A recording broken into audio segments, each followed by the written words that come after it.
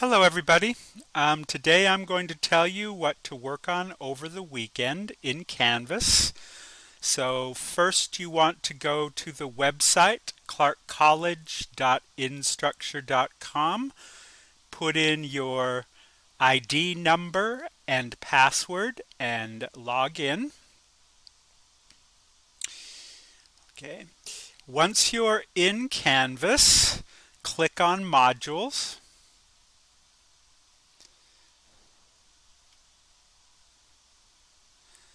Okay. All right. And you can work on everything in module number 1. So we've talked about this. Today we talked a little bit about Canvas and about simple present tense.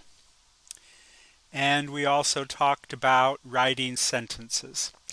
So please look at everything in module 1 and finish that over the weekend. I will send you more things to do on Monday.